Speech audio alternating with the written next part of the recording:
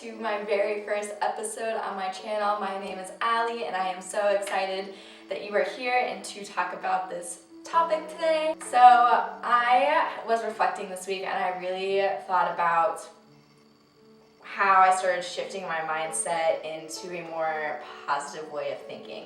I used to have a very, very negative mindset in relationship with myself, and I kind of reverse engineered and saw what worked for me, and now I want to share those tips with you.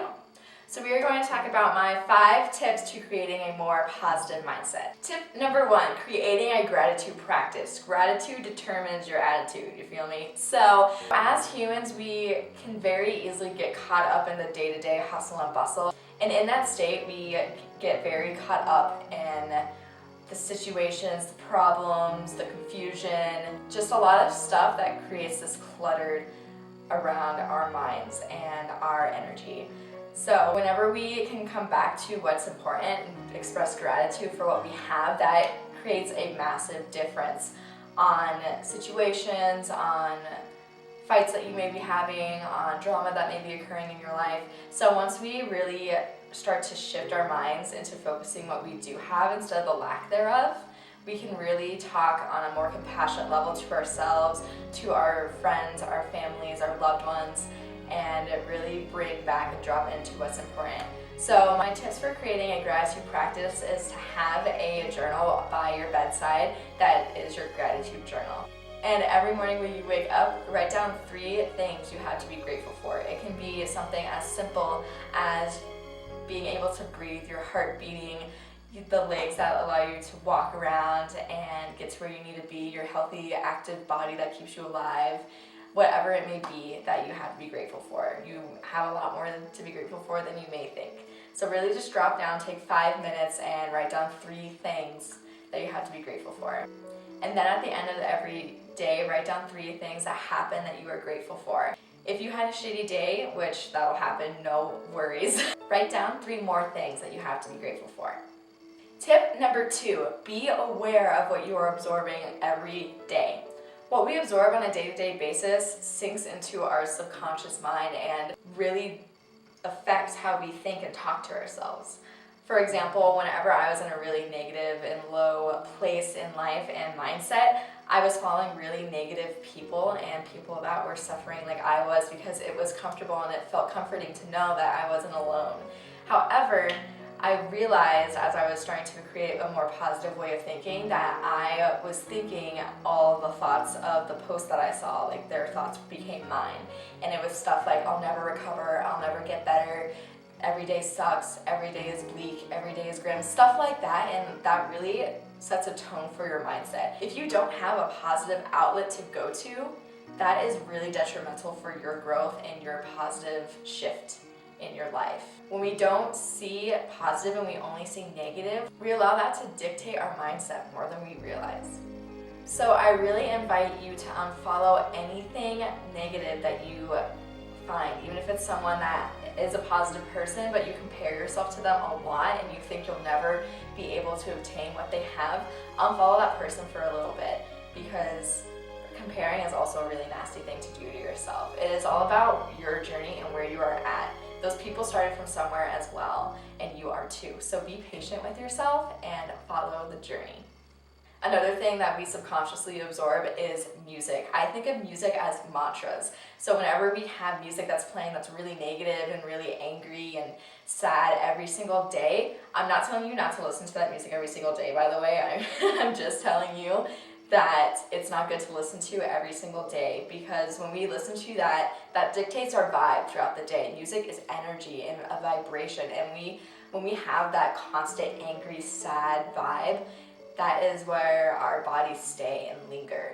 So by all means, if you are having a really frustrating, irritating day, listen to your angry songs. If you're having a really sad, heartbreaking day, listen to your sad songs, because it is so important to feel those feelings. Because it turns out when we numb anger and sadness and heartache, we in turn numb happiness, joy, and gratitude. We have to feel everything to feel everything. We can't just pick the good ones and only feel those. So, music. I really encourage you to listen to more positive songs, throughout your day, every day, and have your sad, angry playlist for when you are in those moods, because that is totally fine and totally great to feel those and allow those to be felt and honor your emotions, all of the emotions. If you don't know where to start for positive songs or a playlist, I actually made one for you guys, and the link will be in the description below. I've always wanted to say that. Tip number 3, notice when you are being negative. This is a really big tip, and it's going to be a bit challenging to acknowledge at first. It took me probably near a year to instantly notice when I was being negative. I was negative and talked down to myself for so long that it took me a really long time to notice when I was berating into myself and beating myself down and talking very poorly to myself. If you have gone on for 3 hours, 2 hours, or even 1 hour, or more than 3, it is totally okay that you have gone that long before you notice being negative to yourself. I like to think of our negative and positive mindsets as muscles, because we've been flexing the negative mindset for so long that it's very, very strong, right? So we are starting to flex this new positive mindset muscle, and it's going to take time to strengthen it, to nourish it, to let it grow strong and healthy. So be patient with this process. Even if it's only one time throughout your entire day that you caught yourself talking poorly to yourself and being negative, that is amazing, because look at it this way. You just shifted from being negative and staying in that mindset to bringing awareness to the negativity.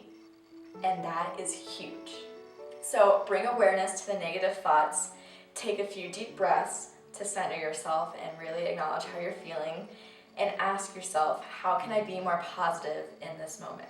Tip number 4, have patience with yourself. I've talked about this in a few of my previous tips just now, but having patience with yourself is not only huge for this process, but in all aspects of your life. I've noticed lately that I have been really, really hard on myself. I hold myself to really high expectations. Whenever I fall slightly short or very short of my expectations, I get really, really hard and down on myself. But I'm learning and practicing every day to be like, hey, it's okay. You are freaking killing it because you've done this, this, and the other thing. It is all about your journey, and it is all about your awareness that you are having in this moment. And that you can say that to yourself is so powerful and a huge shift. So have patience with yourself. Start practicing to celebrate your small wins, your big wins, and acknowledge yourself. See your efforts, see yourself for the person you truly are.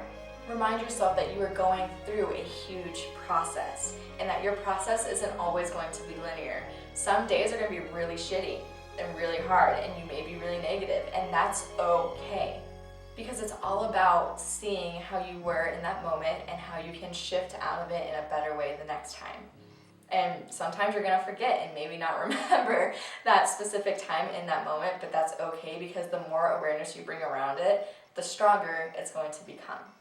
This practice isn't to ensure that your life is going to be all sunshine and rainbows, because that is just not realistic. Shit happens, life happens, heartbreak happens, death happens. I know this is turning really dark really soon, but I'm just trying to tell you that the process and this process is all about keeping your head up through those really dark times to still shine your light and shine a positive beam on yourself, on your friends, on your family, for whoever may need it at that time. It's about staying positive through all of that and really acknowledging your journey and being grateful for all the lessons that the universe, source, God, whoever you believe in, whatever you believe in, has brought to you. My 5th and final tip for this video is to do something kind for yourself. This is so huge in strengthening your relationship with yourself, to love yourself a little bit more, to learn to accept yourself, and just take yourself on little dates. I know that may seem really weird wherever you may be in your journey, or maybe you're like, I do that already, and that's amazing, but I really, really invite you to this week take one day for yourself and take yourself out on a little date. Maybe it doesn't have to be the entire day to yourself, but an hour or more if you're able to. An hour is great, more is great. Whatever you have to dedicate yourself to, I really encourage you to do that. Take yourself to a movie, to a fancy dinner, to a hot tub, to a spa treatment. It doesn't have to be expensive. It can be even as little and sitting with yourself and drawing and coloring or dancing around your room and just being with yourself for an hour. If that kind of scares you, lean into it. Grow it a little bit more. Start at 15 minutes, starts at 30 minutes. Wherever you are at in your journey, fine tune it for you. You know what you need. Just ask yourself, and you may be surprised at the answers that come up. Don't overthink the answers that come up either.